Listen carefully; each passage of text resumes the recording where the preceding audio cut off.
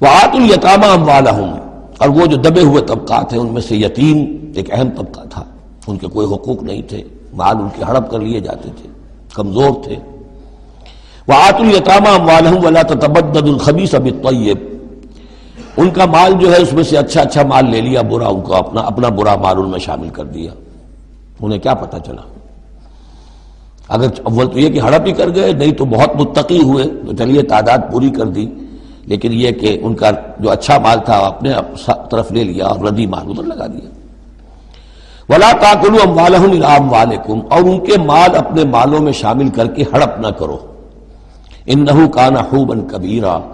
یقیناً یہ بہت بڑا گناہ، بہت بڑے بوال کی بات ہے۔ وَإِنْ خِفْتُمْ أَلَّا تُقْسِطُوا فِي الْيَتَامَىٰ، اور اگر تمہیں اندیشہ ہو کہ تم یتیم بچیوں کے بارے میں انصاف نہیں کر سکو گے، یعنی یتیم ایک تو لڑکا ہوا، چلیے اس کی ایک زندگی ہے، ایک خاص حد کو پہنچنے کے بعد وہ ایک انڈیپینڈنٹ لائف اختیار کر لے گا۔ یتیم لڑکی کا معاملہ یہ ہوتا تھا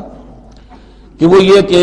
کوئی ولی ہے، اس سے انہیں نکاح بھی کر لیا لڑکی سے تاکہ اس کا مال بھی قبضے میں آ جائے،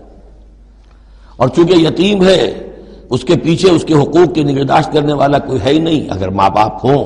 تو ظاہر بات ہے کہ پھر وہ بچی کے حقوق کے بارے میں بھی تو کچھ بات کر سکیں، لہذا جس طرح چاہیں اس پر ظلم کریں، ان کا کوئی پرسان حال نہیں۔ تو اس میں خاص طور پر کہ یتیم ایک تو ہے لڑکا اور ایک لڑکی یتیم۔ وآتوا الیتامی، اسے منکرین سنت نے، منکرین حدیث نے اس آیت کو مختلف طریقے سے وہ تعبیر کیا ہے، لیکن وہ میں یہاں اس وقت بیان نہیں کر سکتا۔ جو مفہوم میں صحیح سمجھتا ہوں، جو سلف سے چلا آ رہا ہے، جو حضرت عائشہ صدیقہ رضی اللہ تعالی عنہا سے مروی ہے، تو میں وہی بات بیان کر رہا ہوں۔ یہاں جو ہے دوسری آیت میں، یہ تیسری آیت میں وہ یتامہ سے مراد ہیں یتیم بچیاں، یتیم خواتین۔ وَإِنْ خِفْتُمْ أَلَّا تُقْسِطُوا فِي الْيَتَامَىٰ فَانكِحُوا مَا طَابَ لَكُم مِّنَ النِّسَاءِ مَثْنَىٰ وَثُلَاثَ وَرُبَاعَ، تو پھر یہ ہے کہ تم ان یتیم بچیوں سے نکاح مت کرو، اور تمہیں جو پسند ہو، اگر ضرورت ہے دو دو تین تین چار چار کی حد تک تمہیں اجازت ہے، نکاح کر سکتے ہو۔ تعدد ازدواج کی یہی آیت قرآن مجید میں۔ لیکن یتیم بچیوں کے تم ولی بن کر کہیں اور ان کی شادی کرو تاکہ ان کے حقوق کے لیے پاسبان بن کر تم کھڑے ہو سکو، ورنہ یہ کہ تم نے انہیں اپنے گھروں میں ڈال لیا تو پھر ان کے حقوق کا کون ہوگا جو باز پرس کر سکے تم سے۔ فَإِنْ خِفْتُمْ أَلَّا تَعْدِلُوا، البتہ یہ جو ہم نے آزادی دی ہے دو دو تین تین چار چار، اس کی ایک شرط ہے، اور وہ یہ کہ اگر دو شادیاں ہیں، تین ہیں، چار ہیں، تو عدل ہو۔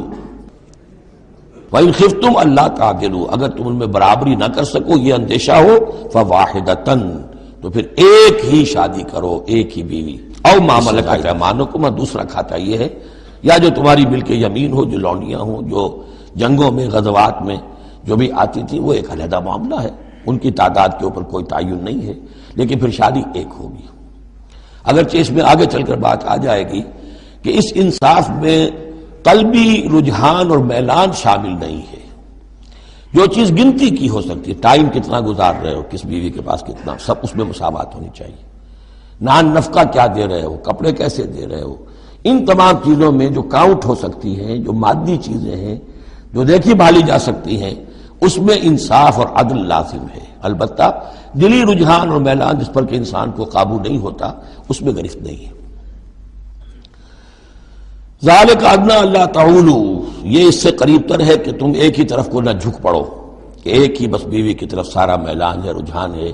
اور جیسا کہ آگے آئے گا کہ دوسری جو ہے یا دوسری جو ہیں وہ معلق ہو کر رہ گئی ہیں کہ نہ وہ شوہروں والی ہیں اور نہ وہ آزاد ہیں کہ کہیں اور نکاح کریں۔ وآتوا النساء صدقاتہن نحلا، اور عورتوں کو ان کے مہر خوش دلی کے ساتھ دیا کرو، اس کو تاوان سمجھ کے نہ دیا کرو۔ یہ صدقات جو ہے صداق کی جمع ہے، اور صدقے کی جمع ہے صداقات، دال پر زبر ہو تو صدقے کی جمع، اور دال پر پیش ہے صدقات تو یہ صداق کی جمع ہے۔ فَإِن طِبْنَ لَكُمْ عَنْ شَيْءٍ مِّنْهُ نَفْسًا، پھر اگر وہ خود اپنی مرضی سے، اپنی رضامندی سے اس میں سے کوئی چیز تمہیں دے دیں، تم نے مہر جو انہیں دیا تھا وہ تم نے ادا کر دیا، اب وہ تمہیں کوئی ہبہ کر رہی ہیں، تمہیں اس میں سے کوئی چیز جو ہے ہدیہ کر رہی ہیں، تحفہ دے رہی ہیں، تو کوئی حرج نہیں۔ فَكُلُوهُ هَنِيًّا مَرِيًّا، تو تم اسے استعمال میں لاؤ، کھاؤ لچتا پچتا، اس میں کوئی حرج نہیں ہے،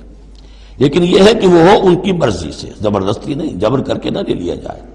فَإِن طِبْنَ لَكُمْ عَنْ شَيْءٍ مِّنْهُ نَفْسًا، بالکل اپنی مرضی سے۔ وَلَا تُؤْتُوا السُّفَهَاءَ أَمْوَالَكُمُ الَّتِي جَعَلَ اللَّهُ لَكُمْ قِيَامًا وَارْزُقُوهُمْ فِيهَا وَاكْسُوهُمْ وَقُولُوا لَهُمْ قَوْلًا مَّعْرُوفًا۔ اب ایک معاشرے میں طبقہ ایسا بھی ہوتا ہے سفہاء، بچہ ہے ابھی اس کو سمجھ نہیں ہے یا آوارہ ہو گیا ہے، باپ مال بہت چھوڑ گیا ہے، اب وہ مال اڑا رہا ہے، تو یہاں پہ تصور دیا گیا کہ اس میں معاشرتی سطح پر روک تھام ہونی چاہیے، یہ نہیں کہ میرا مال ہے میں جیسے خرچ کروں۔ تو اموالکم کہا گیا، یہ اصل میں ایک معاشرے کی ایک مشترک سی چیز ہے، مشترک بہبود کے لیے ہے، چاہے انفرادی ملکیت ہے لیکن پھر بھی اس معاشرے کی اس کے اندر مشترک بہبود ہونی چاہیے۔ مت پکڑا دو نا سمجھوں کو یا بے وقوفوں کے اپنے مال، جن کو اللہ تعالیٰ نے تمہارے لیے دنیا کے گزران کا ذریعہ بنایا ہے۔ وارزقوہم فیہا، ہاں انہیں رزق دیتے رہو اس میں سے، وکسوہم، کھلاتے رہو پلاتے رہو، وقولوا لہم قولا معروفا، اور ان سے بات کیا کرو البتہ نرم اچھے انداز میں۔ یہ اصول تھا جس کے تحت کہ برٹش انڈیا میں کورٹ آف وارز مقرر ہو جاتے تھے کہ اگر کوئی بڑا جاگیردار ہے، کوئی نواب ہے اور وہ فوت ہو گیا، اس کا بیٹا جو ہے آوارہ ہے اور اس کی جو اندیشہ ہے کہ اسے کچھ اڑا دے گا، ختم کر دے گا، تو کورٹ آف وارڈ ہو جاتا تھا، حکومت جو ہے وہ اس کا چارج لے لیتی تھی، اس کے لیے سالانہ اس میں سے اس کی آمدنی میں سے وظیفہ ہوتا تھا، اس میں اپنا خرچ کرے، لیکن یہ ہے کہ باقی چیزیں جمع رہتی تھی تاکہ یہ ان کی آئندہ نسل سے کام آ سکے۔ وابتلوا الیتامى حتی اذا بلغوا النکاح، اور یتیموں کی دیکھ بھال کرتے رہو، جانچ پرکھ کرتے رہو، دیکھتے رہو کہ ان کے اندر کبھی شعور پیدا ہو گیا یا نہیں۔ فإن آنستم منهم رشدا، تو جب تم دیکھو ان میں کہ اب یہ باشعور ہو گئے ہیں، سمجھدار ہو گئے ہیں، فادفعوا الیہم اموالہم، تو ان کے اموال ان کے حوالے کر دو۔ ولا تاکلوها اسرافا وبدارا ان یکبروا، اور دیکھو اس مال کو کھانے کی کوشش نہ کرو، ہڑپ نہ کرو جلدی سے،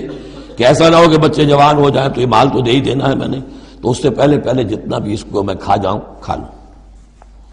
ومن کان غنیا فلیستعفف، اگر کوئی جو ولی ہے یتیم کا وہ غنی ہے، اللہ نے اسے خود دے رکھا ہے، کشائش ہے اس کے پاس، تو پھر اسے یتیم کے مال میں سے کچھ بھی لینے کا حق نہیں ہے، پھر اسے یتیم کے مال سے بچتے رہنا چاہیے۔ ومن کان فقیرا، اور اگر کوئی خود تنگ دست ہے، محتاج ہے، اب ظاہر بات ہے وہ یتیم کی کچھ نگہداشت بھی کر رہا ہے، اس کا کچھ وقت بھی اس پہ صرف ہو رہا ہے، تو فلیاکل بالمعروف، تو معروف طریقے سے بھلے انداز میں، جو کہ معقول انداز ہو، اس میں سے اگر وہ یتیم کے مال میں سے کچھ کھا بھی لے تو کوئی حرج نہیں۔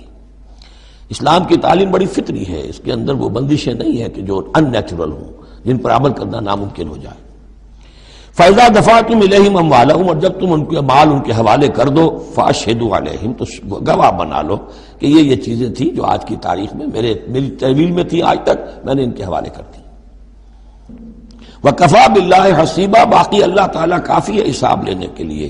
یہ دنیا کا معاملہ ہے، اس کے لیے لکھت پڑھت شہادت، باقی اصل حساب تو تمہیں اللہ کے ہاں جا کے دے۔ لِلرِّجَالِ نَصِيبٌ مِّمَّا تَرَكَ الْوَالِدَانِ وَالْأَقْرَبُونَ، مردوں کے لیے بھی حصہ ہے اس میں سے کہ جو ترکہ چھوڑا ہو، جو وراثت چھوڑی ہو والدین نے اور رشتہ داروں نے۔ وَلِلنِّسَاءِ نَصِيبٌ مِّمَّا تَرَكَ الْوَالِدَانِ وَالْأَقْرَبُونَ، اور عورتوں کا بھی حصہ ہے اس میں سے جو والدین کی وراثت ہے، جو انہوں نے ترک کیا ہے، ان کا ترکہ ہے، اور رشتہ داروں کا۔ یہاں پہلی مرتبہ اب عورت کو وراثت کا حق دیا جا رہا ہے، ورنہ عرب کے معاشرے میں عورت کا کوئی حق وراثت نہیں تھا۔ یہاں پہ فرمایا گیا کہ مما قل منہ او کثر، چاہے وہ وراثت تھوڑی ہو چاہے زیادہ ہو، قانون جو ہے اللہ کا اس کو اس کے اوپر پوری طور سے نافذ ہونا چاہیے۔ نصیبا مفروضہ، اور یہ حصہ ہے اللہ کی طرف سے فرض کیا گیا۔ اب میں آپ کو نوٹ کراؤں گا کتنی مرتبہ یہ تاکید ہو رہی ہے اس قانون وراثت کی، اور آپ اگر ساتھ ہی دیکھتے رہیں کہ کتنی دجیاں اس کی بکھرتی ہیں ہمارے معاشرے کے اندر، کوئی اس کا لحاظ نہیں۔ اور بڑا جو ہمارا خاص طور پر ایک علاقہ ہے کہ جہاں ویسے نماز روزہ بہت ہوتا ہے، وہ بیٹیوں کو کوئی وراثت میں کوئی حصہ دینے کے لیے وہ کسی صورت تیار نہیں ہوتے۔ شریعت کے کچھ چیزیں جو ہیں وہ بہت اہم ہیں، اور شریعت کی یہ چیزیں جو ہیں کس قدر تاکید کے ساتھ آ رہی ہیں، یہ کہتے ہیں یہ رواج کے تحت ہوگا۔ وَإِذَا حَضَرَ الْقِسْمَةَ أُولُو الْقُرْبَى، اور جب وراثت کی ترکے کی تقسیم ہو رہی ہو تو اب اگر وہاں کچھ قرابت دار بھی آ جائیں، والیتامى، یتیم بھی آ جائیں، والمساکین، کچھ محتاج بھی آ جائیں، فَارْزُقُوهُم مِّنْهُ وَقُولُوا لَهُمْ قَوْلًا مَّعْرُوفًا،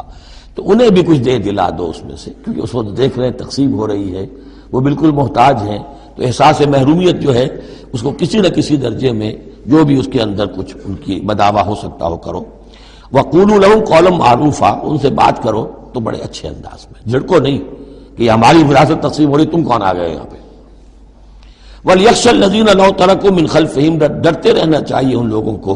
کہ اگر انہوں نے بھی چھوڑے ہوتے اپنے پیچھے ذُرِّيَّةً ضِعَافًا، چھوٹے بچے، اپنی نسل چھوڑ کر اگر وہ گئے ہوتے اور یتیم بچے ہوتے ان کے، خافوا علیہم، تو کیسے کیسے اندیشے ہونے ہوتے اپنے ان بچوں کے بارے میں. فلیتقوا اللہ، تو انہیں چاہیے کہ اللہ کا تقوی اختیار کریں کہ یہ یتیم جو اس وقت آ گئے یہ بھی کسی کے بچے ہیں، کوئی ان کا بھی باپ تھا، ان کے سر پر ہاتھ رکھو. ولیقولوا قولا سدیدا، اور بڑی صاف اور ستھری اور صحیح اور حق پر مبنی بات کرو. ان الذین یاکلون اموال الیتامی ظلما، یقیناً وہ لوگ کہ جو یتیموں کا مال ہڑپ کرتے ہیں ناحق، انما یاکلون فی بطونہم نارا، وہ اپنے پیٹوں میں بھر رہے ہیں آگ. وسیصلون سعیرا، اندر کی آگ تو اپنے پیٹوں میں ڈال رہے ہیں اور سموچے وہ خود آگ میں ڈال دیے جائیں گے. تو گویا کہ ایک آگ ان کے اندر ہوگی اور ایک جہنم کی آگ ان کے باہر ہوگی. یہ 10 آیتیں بڑی جامع ہیں، اور جس طریقے سے کہ سوسائٹی کے جو پسماندہ طبقات تھے ایک ایک کا خیال کر کے جس باریک بینی سے حکمت کے ساتھ احکام دیے جا رہے ہیں.